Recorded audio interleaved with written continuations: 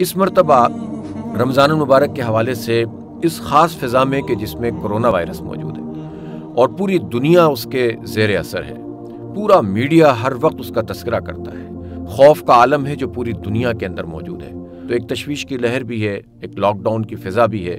ایسا لگتا ہے کہ اس دفعہ رمضان المبارک اس طرح سے نہیں ہو پائیں گے جس طرح سے عام طور پر ہوتے ہیں۔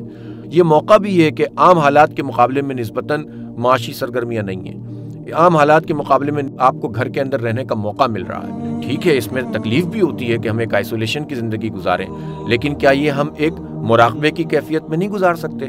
کیا رمضان المبارک کو ہم اللہ تعالیٰ سے قریب ہونے کا ذریعہ نہیں بنا سکتے؟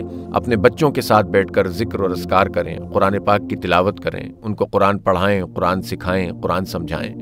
ہم نمازوں کا اہتمام کریں، ہم تراویح کا اہتمام کریں، تہجد کی نوافل کا اہتمام کرنا، شب بیداری کرنا، قرآن پاک کی تلاوت کثرت سے کرنا، اس لیے کہ رمضان کا مہینہ تو قرآن کا مہینہ ہے۔ اپنے لیے ایک نصاب بنا لیں کہ اتنا قرآن پڑھنا ہے، اتنا قرآن کا ترجمہ پڑھنا ہے، اتنا تفسیر سے پڑھنا ہے اور اتنا یاد کرنا ہے۔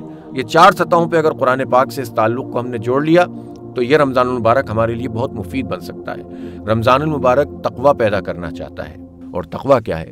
تقویٰ ہے اللہ تعالیٰ کا خوف، اللہ تعالیٰ کی خشیت، کہ کوئی بھی کام کرنے سے پہلے آدمی یہ سوچے کہ اگر مجھ سے یہ کام سرزد ہو گیا تو میرا رب مجھ سے ناراض تو نہیں ہو جائے گا۔ تو اللہ کی ناراضی سے بچنے کے لیے غلط کام سے رک جانا، گناہ کے کام سے رک جانا، کسی کو دھوکہ دینے سے، کسی کو برا بھلا کہنے سے، کوئی جرم کرنے سے، کوئی جھوٹ بولنے سے، کوئی کسی کا مال ہڑپ کرنے سے، کسی کو ایذا پہنچانے سے، کسی فحش کام سے رک جانا، یہ تقویٰ ہے۔ اور روزے میں اس تقویٰ کی پریکٹس اس لیے زیادہ ہوتی ہے کہ صبح سے لے کر شام تک ہم یہ کام کرتے ہیں کہ ہر وقت یہ احساس ہوتا ہے کہ اگر ہم نے کچھ کھا پی لیا تو ہمارا روزہ ٹوٹ جائے گا۔ آئیں ہم توبہ کریں، استغفار کریں، اللہ کے آگے جھکیں، انشاءاللہ اللہ تعالیٰ ہمیں نوازے گا اور ہمارے اندر وہ تقویٰ پیدا کرے گا جو مطلوب ہے۔